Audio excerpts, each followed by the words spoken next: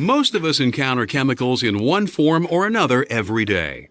They're used in a wide range of products and laboratory processes and are often essential in our jobs.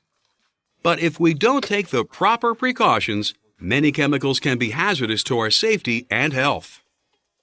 There are many types of potentially hazardous chemicals: flammables, corrosives, irritants, sensitizers, toxins, even carcinogens, which can cause cancer.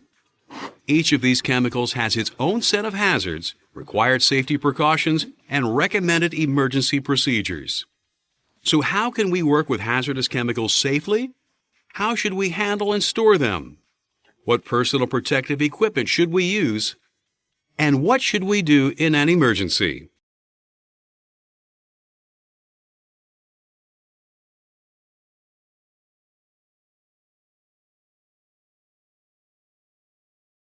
For years, Material Safety Data Sheets, MSDSs, provided us with the answers to these questions.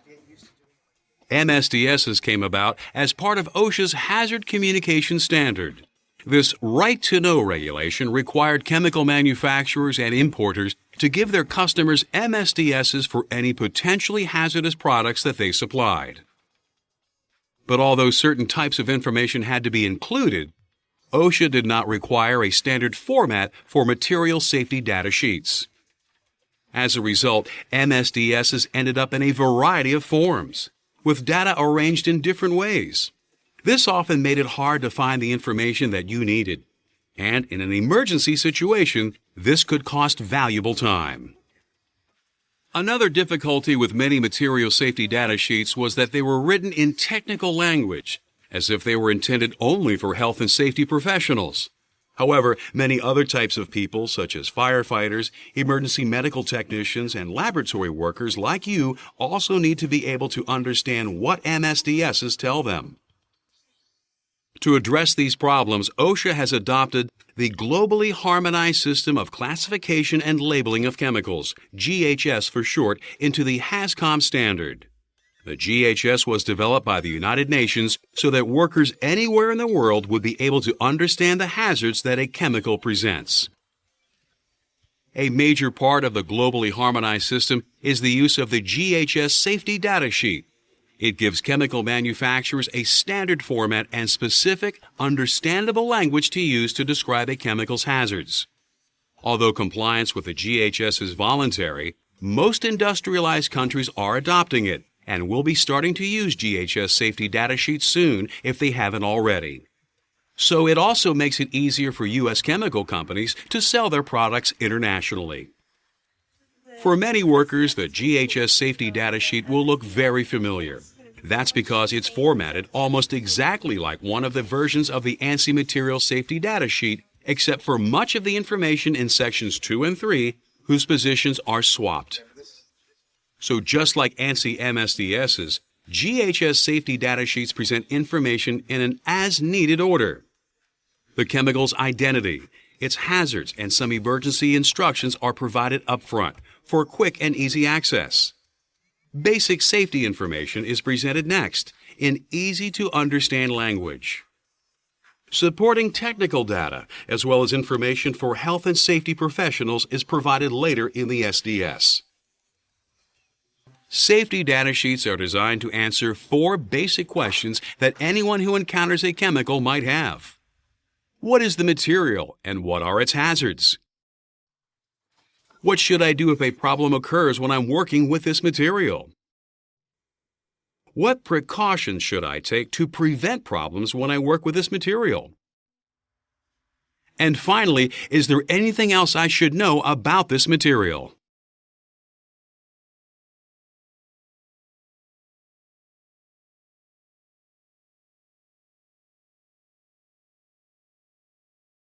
Each of these questions is answered by one or more sections of the safety data sheet. For example, sections 1, 2, and 3 provide answers to the first question: what is the material and what are its hazards? Section 1 of the SDS identifies the material using the standard GHS product identifier. You'll find the same product identifier on both the SDS and the chemicals container label. Section 1 also lists the name, address, and telephone number of the chemical's manufacturer, importer, or distributor. This is provided in case you have questions about the SDS or the material itself. An emergency telephone number may also be listed for quick access to additional information. Section 2 describes the hazards that are associated with the chemical, including the information that's provided on the chemical's label, such as the signal word, hazard statements, and precautionary statements. It may also contain copies of the GHS pictograms that appear on the label. Section 3 discusses the ingredients in the chemical and its composition. It also provides additional identifying information such as its chemical identity, common name, and CAS and EC numbers.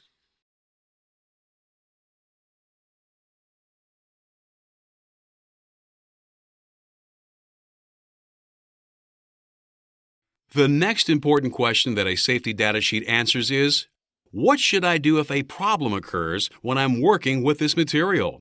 Sections 4, 5, and 6 provide this information. Section 4 of the SDS outlines the basic first aid measures that can be used before professional medical assistance is available. Simple instructions are provided based on the chemical's route of exposure.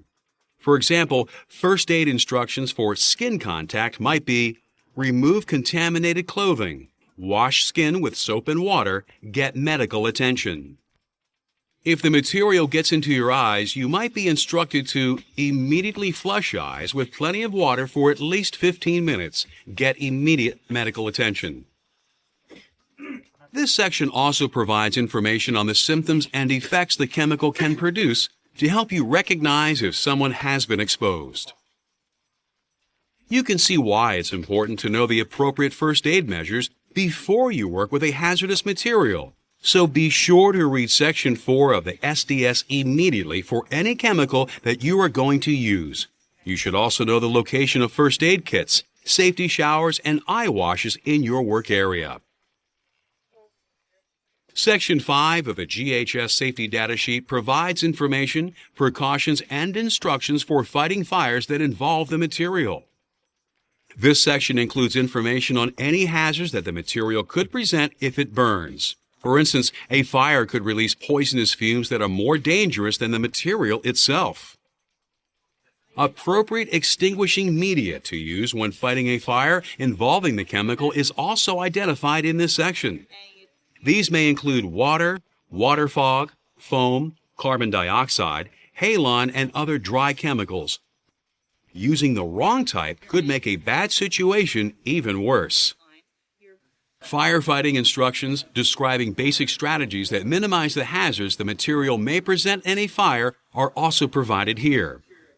The personal protective equipment necessary for firefighting will be listed in this section as well.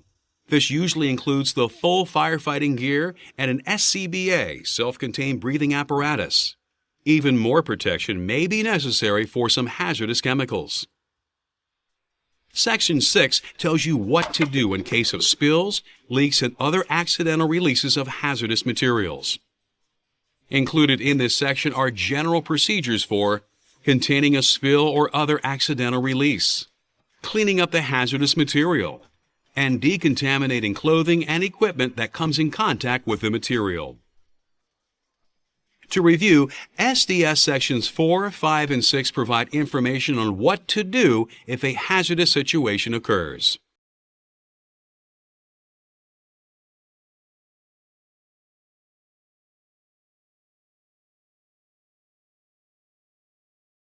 The next question the safety data sheet addresses is, what precautions can I take to prevent problems when I work with this material? For answers, we turn to Sections 7, 8, 9, and 10. Section 7 covers handling and storage practices that will minimize the physical and health hazards of the material as well as preserve its quality. As you would expect, the handling instructions on the SDS are often the same as the ones listed on the chemical's container label. For example, in this section, you might see the caution, avoid contact with eyes, skin, and clothing. Ensure that containers are properly secured before moving.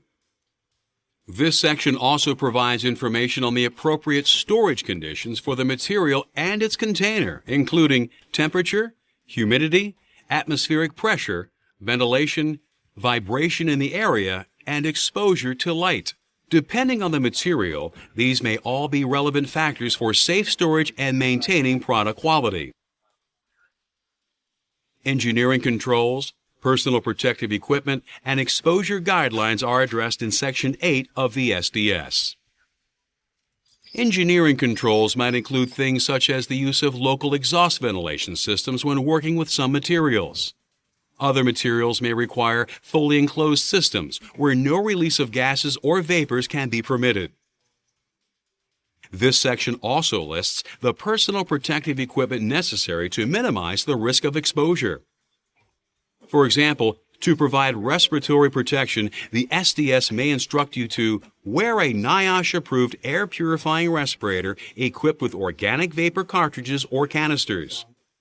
For eye protection, you may be directed to wear safety glasses with side shields or safety goggles. To defend against skin contact, rubber gloves and other protective clothing might be recommended. Section 8 of the SDS will also list any TLVs, threshold limit values, PELs, permissible exposure limits, or other established exposure guidelines for the material or its hazardous ingredients. This information is used by your employer to determine the engineering controls and personal protection appropriate for the work you do. Section 9 of the SDS describes the physical and chemical properties of the chemical. This information is important for evaluating the use of a material for a specific purpose and can help to determine what precautions should be taken when working with the chemical. Your employer will also use the chemical and physical characteristics listed in this section to help determine the safest work practices for your facility. The information can be helpful in identifying a chemical when its container label has been damaged or destroyed as well. Stability and reactivity is also information that is needed to determine safe handling, storage, transportation, and disposal procedures. For this data, we turn to Section 10 of the SDS. This section will indicate whether the material is chemically stable or dangerously unstable under normal conditions. It will also describe conditions to avoid when working with the material, such as heat, pressure, shock, or other physical stresses that might result in a hazardous situation. If the material might react with another substance to create a hazardous situation, such as poisonous vapors, a fire, or an explosion, this incompatibility will be listed as well. This section of the SDS also addresses any hazards that could be produced as a result of oxidation, heating, decomposition, polymerization, or other chemical reactions. Remember, Sections 7, 8, 9, and 10 provide the information necessary to prevent hazardous situations from occurring.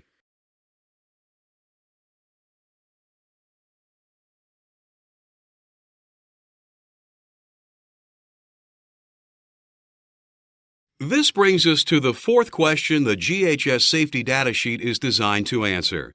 Is there anything else I should know about this material? This information can be found in Sections 11 through 16. Most workers use this information under the guidance of health and safety professionals, such as industrial hygienists, environmental managers, and safety directors. However, your employer may also use these sections as a reference when setting up your company's standard operating procedures, so you might want to take a quick look at this information. Section 11, Toxicological Information, provides background toxicity information on the health hazards of the material. This includes likely routes of exposure, symptoms related to the chemical's toxicological characteristics, and immediate and delayed effects of exposure. Section 12, Ecological Information, addresses the effects that the material may have on plants, wildlife, and other aspects of the environment. Section 13, Disposal Considerations, provides information on safe and proper waste management options. Section 14, Transport Information, includes the chemical's UN number, proper shipping name, transport hazard classes, packing group, and any special precautions that should be taken when transporting the chemical. Section 15, Regulatory Information, addresses any federal, state, and international regulations that may apply to the material. Section 16 contains other relevant information that doesn't belong in any of the previous sections, as well as information on preparing and revising the SDS.